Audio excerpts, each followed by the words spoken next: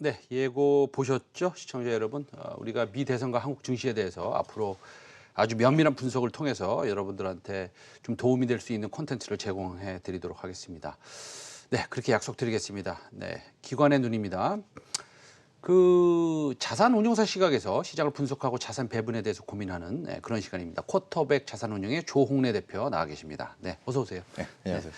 저번에 말입니다. 그 저번 주에 나오셨나요? 네, 저번 주에 진짜요? 나오셨는데 그런 말씀하셨어요. 그 시장이 좀 좋지 않을 것 같다라는 신호가 떴다. 네. 네, 그래서 VIX나 VVIX나 그 공포와 타격 인덱스, Fear and Greed 인덱스나 뭐 여러 가지 인덱스나 지표들을 봤을 때 조금 조정받을 수 있겠는데라는 신호가 떠서 조금 그런 것들을 참고를 좀 해달라 이렇게 말씀하셨어요. 네, 맞습니다. 근데 어떻게 그 쪽집게처럼 딱 맞추셨습니다. 예, 근데 그렇다고 본다면 네. 그 신호는 아직 유지되고 있는 겁니까? 아니면 어떻게 좀 포지티브하게 그러니까 긍정적으로 좀 변했습니까? 어떻습니까? 사실 그게 일간으로 굉장히 좀 크게 변동하는 지수인데요. 그렇죠. 아직까지 저희 쪽에서는 그게 해소가 되진 않은 상태입니다. 오히려 이번 주 들어서 뭐 시장이 조정을 받으면서 그 레벨은 훨씬 더 높아져서 결과적으로는 대선 전까지 이 해당 레벨이 굉장히 높게 유지될 가능성이 뭐 높다고 보고 있습니다.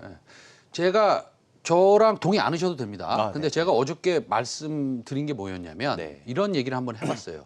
그 우리가 뭐 아이디어 차원에서 빅스 지수가 생각보다 좀 가파르게 오르고 있다.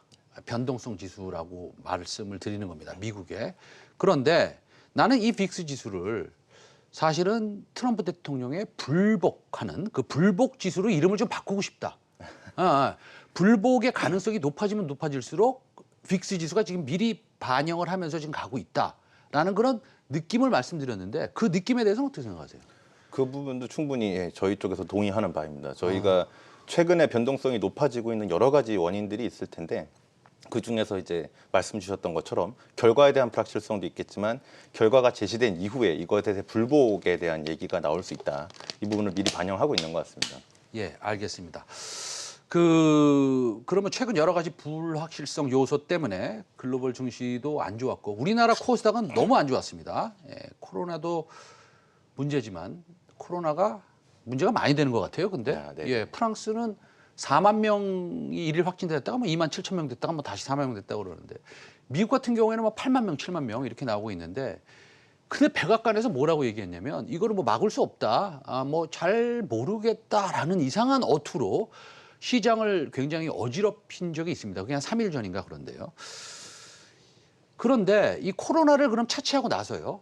코로나가 없다고 치고 과거 대선 때도 이 전 1, 2주 동안에 그 전에 조금 시장이 변동성이 되게 컸나요? 네, 뭐 일반적으로 그 굉장히 컸습니다. 예, 그게 뭐 매 선거마다의 결과가 굉장히 다르고요. 그때마다 처해 있는 경제 상황 아니면 얼마나 치열하게 경합을 하고 있나 뭐 이런 부분에 따라서 뭐 굉장히 좀 등락이 있을 수 있는데 무엇보다도 시장이 제일 싫어하는 부분은 바로 불확실성입니다. 네. 그렇기 때문에 이 대선 같은 큰 이벤트를 앞두고서는 이제 변동성이 굉장히 높아지는 게 일반적인데요. 과거 이제 바로 직전에 2016년 대선 당시만 생각을 하더라도 네네. 당시에 이제 힐러리 부후보의 당선 가능성이 굉장히 높게 평가됐음에도 불구하고 선거 전까지 방금 아까 말씀 주셨던 빅스 그 변동성 지수가 네네네네. 굉장히 큰 폭으로 급상승했던 경험이 여러 차례 있습니다. 아, 그래요? 네, 그렇기 때문에 아마 이제 선거 결과가 제시가 되고 그거에 대한 반영이 끝나기 전까지는 현재 나타나고 있는 변동성 아니 눈치 보기 장세는 굉장히 좀 지속될 가능성이 높다라고 보고 있습니다. 그러면 모르겠습니다. 그 4년 전에는 그 힐러리 클린턴이 된다고 그렇게 돼 있었죠. 99%뭐 그렇게 된다고 했었고요. 제 주변의 모든 사람들도 뭐 이거 끝난 거 아니냐 이렇게 생각을 했었는데 지금도 그렇습니다. 바이든이 되는 거 아니냐 뭐 이렇게 생각을 하는 분들이 더 많고 뭐 데이터를 기준으로 말씀드리는 겁니다. 뭐 정치적인 성향은 전혀 배제하는 거고요. 데이터만 보고 말씀드리는 건데 그러면 그 바이든 후보가 당선돼도 증시가 좋고 트럼프 대통령이 당선이 돼도 증시가 좋고 뭐 다 좋다 이렇게 얘기하는 건데 그러면은 새로운 대통령이 이제 탄생하면 그 초년도에는 뭐 무조건 증시가 좋은 겁니까? 어떻습니까? 과거의 역사가. 일반적으로 뭐 재선이 됐던 간에 신규 당선이 됐던 네. 간에 정책을 제시했던 부분들을 최대한 실현시키고자 하는 움직임이 나타납니다. 이미 이제 지난 정권에서 아니면 유지하고 있던 정권에서 나왔었던 이제 문제가 되는 부분들을 개선을 하기 위해서 정책을 좀 적극적으로 실시하는 부분이 있기 때문에 이런 얘기들이 나오는 것 같고요. 이번 역시도 트럼프가 되든 아니 바이든이 되든 현재 진행하고 있는 리플레이셔너리 정책들은 계속 될 거라고 보고 있습니다. 뭐 정책의 방향은 좀 달라서 그에 따른 뭐 수혜나 피해 업종은 달라질 수 있겠지만 큰 그림 안에서 그 미국의 경제와 증시를 부양하는 쪽으로 가는 부분은 명확하다고 생각합니다. 우리 그 펀드 매니저 생활을 오래 하셨고 데이터도 많이 보셨으니까 제가 이제 이 질문을 하나 드리고 싶었어요. 확인하고 싶었어요. 전 그렇게 생각하는데 지금 요즘 들어와서 그 미국 연준이 자산 매입이 조금 더 강해지는 것 같아요. 예, 과거보다 한 2달 전보다는 조금 좀 늘어나는 것 같아요. 그러면서 미국 정부에다가 트럼프 대통령에게 내지는 정부에 하는 얘기가 빨리 그 자산 뭐 좀 5차 부양책을 내놓아야지 우리가 또 자산을 또 매입하지 않느냐 뭐 이런 식의 약간 느낌이 있는 것 같아요. 지금 자산을 적극적으로 조금 더 매입하는 그런 분위기가 왜 있는 것이며 만약에 그러면은 5차 부양책을 통해서 2조 달러를 쓴다. 그러면 페드는 그 다음부터 어떻게 다시 행동을 할 거라고 지금 논리적으로 생각을 하십니까? 기본적으로는 페드 자체가 해줄 수 있는 역할은 거의 다 했다고 생각을 하고 있습니다. 만약에 최근 들어서 이제 최근 뭐 다시 매입이 강해지고 있다 이 얘기는 부양책 합의가 너무 늦어지고 있다. 와도 바꿀 수 있다 생각합니다. 현재 어쨌든 간에 정책에 대해서 지금 흘러왔던 경제이기 때문에 이제 부양책 합의가 늦어지고 이 부분이 이제 경제 성장률이나 다른 지표에 영향을 주기 시작할 수 있기 때문에 이제 페드에서는 마지막 카드를 뭐 쓰고 있다라고 생각하고 있고요.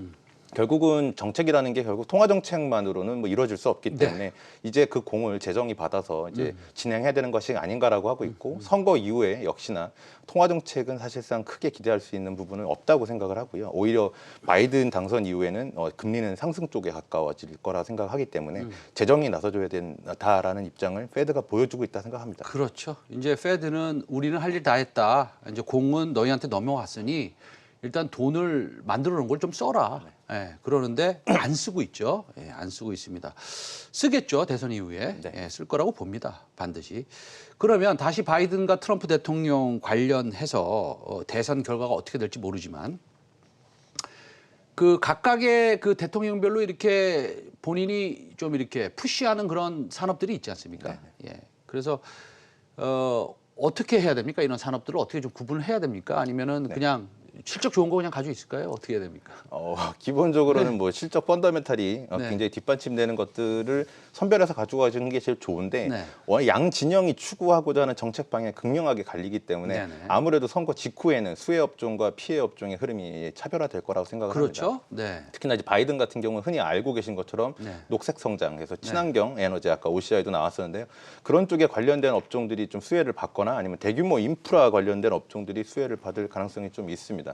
반면으로 피해를 볼 수 있는 부분들은 뭐 화석 연료를 사용하는 업종 아니면 금리 상승에 좀 취약할 수 있는 성장주들이나 제약주 같은 부분들이 정책 변화에 따른 피해가 좀 예상이 될 수 있습니다. 그러면요. 저번에 말씀해 주신 거를 제가 다 기억을 못 해요. 그 ETF들 있지 않습니까? 그러면 저번에 말씀하신 거 중에서 고르셔도 되고 아니면 지금 뭐 알고 계신 걸로 말씀하셔도 되는데 그러면은 만약 바이든이 된다면 미국에서 살만한 그런 관련된 수혜를 받을 수 있는 ETF들이 있습니까? 최근 들어서 그래서 각광받는 것 같은데요. ESG가 계속 화두가 되는데 ESG에 투자하고 있는 ETF들이 예전부터 있었는데 관심을 잘 못 받았다가 최근에 계속 관심 받는 게 이제 바이든 효과가 있다고 보여주고 있고요. 많은 분들이 모르시는데 태양광 관련된 ETF, TAN이라고 하는 탄이라고 하는 종목이 있는데 뭐 그런 ETF도 있고요. 그래서 얼마든지 미국 증시에는 굉장히 세분화된 ETF들이 상장이 돼 있기 때문에 관련된 업종을 세세하게 찾아서 들어가도 되고요. 아니면 좀 큰 틀에서 ESG 업종 전체, 그러니까 ESG 테마 전체에 투자하는 ETF도 투자하실 수가 있습니다. 저도 그거 압니다. 그 종목 TAN이라고 여기 지금 나오고 있네요. TAN이라는 종목 코드죠. 네네 맞습니다. 예, 저게 이제 태양광 관련이고 그다음에 풍력 관련도 있습니다. FAN이라고. 그렇죠. 이제 그거는 선풍기란 얘기고 태는 이제 그 여름에 태닝하는 그 태닝을 갖다가 이제 중의적으로 좀 표현을 한 것 같은데 어쨌든 텐도 있고 팬도 있습니다. 그래서 한번 찾아보시고 직접적으로 수혜받을 수 있는 ETF는 이런 것들이 있다. 저희가 이제 소개 말씀을 드립니다.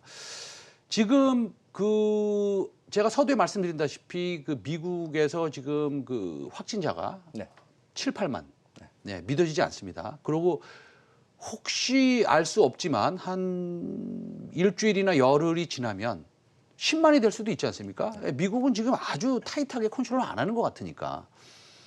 그다음에 뭐 대선 유세를 하는 데 있어서도 따닥따닥 옆에 앉아가지고 수천 명이 그렇게 있는데 그게 안 걸리는 게 이상한 거죠. 그렇죠? 그런데도 불구하고 2차 팬데믹이 오더라도 올 초에 그 3월, 4월처럼 그런 주식시장에 아주 급격한 패닉 상황은 오지 않을 거라고 그때 말씀하신 것 같아요. 그렇게 기억이 납니다. 이 전망은 유효하신 거예요? 당시에 말씀드렸던 게 경제적인 타격보다는 심리적인 타격이었는데요. 이제 한 번도 경험하지 못했던 경험을 한 이후에 이제 만약에 지금 1차적인 경험을 했던 부분에서 이제 2차 팬데믹이 가까이 좀 온다고 하더라도 이미 방역 시스템도 구축이 돼 있고 한 차례 경험이 있기 때문에 심리적인 타격은 그때보다 네네. 덜 할 수 있다라는 말씀을 드린 겁니다. 그렇지만 이제 치료제나 백신 얘기가 나오고는 있지만 아직 구체적인 시기가 전망이 안 돼 있는데 말씀 주신 것처럼 뭐 선거 유세를 통해서든 굉장히 빠르게 현재와 같은 확산세가 더욱더 확장이 될 경우에는 이게 그리고 이제 다시 한번 경제의 재봉쇄로 이어진다라고 한다면 지금 그리고 있는 경제에 대한 밑그림은 전면 수정해야 될 필요도 있습니다. 조금 약간 피하시는 건가요? 약간 구멍을 만드시고 뭐 어떠신 거예요? 그때는 괜찮다고 그러더니 이번에는 뭐 있을 수도 있다고 그러시는 거예요, 그러면요? 경제 재봉쇄까지 가기에는 얼마나 그것이 경제에 미친 영향이 큰 거를 그 정부도 이미 인지를 하고 있기 때문에 쉽사리 결정할 문제는 아니라고 생각을 하고요. 그래서 이게 만약에 실시가 된다 안 된다를 미리 알 수가 없기 때문에 이렇게 말씀을 드렸는데 그러면요. 만약에 네. 그러면 이렇게 한번 생각해 봅시다. 제가 이제 뭐라고 말씀드렸냐면 트럼프의 불복이 심리적으로 굉장히 큰 변동성을 일으킬 것이고 불복 뭐 트럼프가 진다는 얘기 아닙니다. 그렇죠? 만약에 지면 가정을 하는 것이죠. 그다음에 사실은 코로나가 10만, 12만 이렇게 만약에 된다면 오늘의 이제 코스피 기준 내지는 코스닥 기준으로 하죠. 개인 투자자들은 코스닥이 이제 중요하니까. 오늘 이제 반등하고 있잖아요. 어저께 조금 반등했고. 그런데 이거를 기술적인 반등으로 보시는 거예요? 아니면 이제는 좀 마음이 편하다. 지금 이제 좀 사도 되겠다. 어떻게 생각하세요? 요 며칠 나타나고 있는 반등은 다분히 기술적인 반등에 가깝다고 생각하고 있고 그렇게 특히나 생각하세요? 오늘 네. 코스닥이 오르는 부분들은 며칠 전에 크게 빠졌던 부분에 네. 대한 되돌림, 그다음에 이제 어제 장은 빠졌다고 생각하지만 사실 나스닥은 올랐습니다. 네네네. 거기다 마이크로소프트 실적도 잘 나와서 네. 이제 코스닥에서 주로 투자하는 종목들은 크게 영향을 받지 않을까라는 기대감이 좀 존재하는 것 같은데요. 기본적으로는 일단 선거 전까지 좀 영향이 있을 수 있기 때문에 너무 이게 좀 전망에 기댄 투자를 좀 확대하는 걸 지양해야 될 것 같습니다. 그렇죠. 저도 좀 그렇게 생각했고 서두에 오프닝 때 그렇게 말씀드렸는데 사실은 저와 반대되는 말씀을 좀 해주셨으면 좋았을 뻔했어요. 왜냐하면 아닙니다. 오늘부터 증시는 좀 불마켓으로 갑니다. 근데 여전히 또 기술적인 반등이라고 말씀하시니 네네. 마음이 좀 아프긴 합니다. 네. 뭐 어떡하겠습니까, 근데. 그러면 우리가 12월 달 되면 네. 내년에 GDP 성장률이 조금 이렇게 가파르게 오르잖아요, 사실은요. 이제 뭐 턴어라운드 하니까 아무래도 그래프는 그렇게 보이지 않습니까? 그다음에 3분기에 GDP도 그렇게 나쁘다고 보이지 않지 않습니까? 잘 나왔고. 백신이 나온다는 가정하에입니다. 이제부터는. 백신에 대한 가정하에 GDP가 그렇게 나오면 사실은 12월 달 초반이나 이렇게 되면 내년 한 4월, 5월까지 우리가 기회가 있을까요? 아니면 이런 지지부진한 장이 계속 이어질까요? 어떻게 보십니까? 펀드멘탈하게 좀 보시면. 네. 백신이나 치료제가 나왔다는 가정하에 네네, 그렇습니다. 기본으로 본다면 저희 그 10월 신호를 지난번 말씀드렸을 때 펀더멘탈은 굉장히 건강합니다. 아하. 그렇기 때문에 현재 나타나고 있는 지표의 개선세 굉장히 좋고요. 그래서 이런 불확실성 요인들이 여러 가지가 있었는데 그중에 12월이 된다면 일단 대선에 관련된 불확실성은 제거가 되었습니다. 그렇죠. 예. 코로나에 대한 불확실성도 제거가 됐다라고 한다면 그 다음부터는 이제 뭐 기저 효과가 되었던 네. 뭐가 되었던 경제 지표는 회복세에 있을 거고요. 그다음에 바뀐 정권에서 실시하는 여러 가지 정책에 대한 기대 네네. 효과 이런 부분들 때문에 좀 상승세가 나타날 가능성이 있고요. 네네. 특히 2016년에 트럼프 당선 직후에 뭐 모든 자산이 흔들렸습니다. 주식, 채권, 원자재 할 거 없이. 그렇지만 그 다음 복귀해봐야 되는 게 이제 11월, 12월 들면서 새 정권에 대한 기대감, 그다음에 그 다음 연도에 대한 경제 성장률에 대한 기대감으로 증시는 굉장히 가파르게 상승을 했었습니다. 네네. 이런 부분으로 봤을 때 충분한 기회가 주어지지 않을까 생각합니다. 기쁩니다. 그런 말씀 해주셔서. 예. 그 마음에 있는 얘기를 하신 거죠? 네, 맞습니다. 예. 오케이. 알겠습니다. 그러면 지금 우리가 한국 시장에 투자하지만 또 미국 시장에도 투자하신 분 있지 않습니까? 네네. 근데 환율이 우리나라 굉장히 강합니다. 그러면 어떻게 되는 겁니까? 환율로 우리가 좀 손해를 보고 있는 거죠? 미국 시장에 투자하는 사람들. 미국에 투자하신 분들 그 입장에서 좀 손해 보는 거죠. 그러면 환율이 조금 더 강해지기를, 그러니까 환율이 하락하기를 좀 기다려서, 예를 들자면 1,080원까지 기다려서 투자하는 게 맞습니까? 그러니까 환율이 그렇게 더 내려갈 거로 보십니까? 아니면 이쯤에서는 우리나라 주식에 한 70% 투자하고 미국 시장에 한 30% 투자하시는 포트폴리오를 가지고 계신 우리 시청자 여러분들은 지금은 미국 주식에 좀 투자하시는 게 좋습니다. 왜냐하면 환율이 거의 바닥으로 내려왔습니다. 어떻게 정의하시겠어요? 뭐 환율에는 미치는 영향이 그 변수가 워낙 많기 때문에 그렇죠. 정확한 뭐 전망을 하긴 굉장히 어렵습니다. 물론이죠. 그렇지만 예. 최근 나타났던 원화의 강세를 봤을 때 사실 국내 펀더멘털로 봤을 때 이 정도의 강세가 정당한가에 대한 생각은 계속 하고 있습니다. 아하. 중국 위안화 강세의 영향, 그다음에 이제 바이든이 됐을 경우 점진적으로 달러가 약세로 갈 거다라는 기대감으로 네네. 또 원화가 좀 가파르게 상승했던 네네. 부분이 있는 것 같고요. 네. 그렇기 때문에 이러한 움직임은 늘 되돌림이 있을 거라고 생각을 하고 있습니다. 네네. 그래서 다시 복귀해 보면 이제 2016년 트럼프 당선 당시에 주식, 채권, 원자재가 모두 흔들릴 때 네. 유독 강세를 보였던 건 달러였습니다. 네네. 굉장히 큰 폭으로 상승을 했었고요. 네네. 그래서 뭐 정확한 진입 시점이 1,080원이다, 1,100원이다 이렇게 네네. 진단하기는 어려워도 그렇죠. 현재 정도 수준의 환율이라면 점진적으로 달러를 늘려가시는 부분들이 뭐 달러에만 베팅해라라는 얘기는 아니지만 그렇죠. 분산해서 들어가시는 게 굉장히 유리해진 구간이 아닐까 생각을 합니다. 알겠습니다. 그러니까 우리가 지금 1,129원이라고 친다면, 1,130원이라고 그냥 친다면 이게 뭐 떨어질 수는 있지만 급격히 떨어지긴 어렵고 현재 많이 원화가 강세가 된 측면을 우리가 고려해 봤을 때 분할로 미국 주식을 사는 것은 그렇게 환율로 손해를 볼 것은 아니다. 그다음에 또 미국의 펀더멘털도 좋아지고 경기가 턴어라운드 하니 그런 것도 좀 노려보자. 이런 말씀이신 것 같습니다. 오늘 여러 가지 뭐 좀 곤란한 질문 많이 해드렸는데 감사드리고요. 쿼터백 자산운용 조홍래 대표였습니다. 감사합니다. 감사합니다. 예.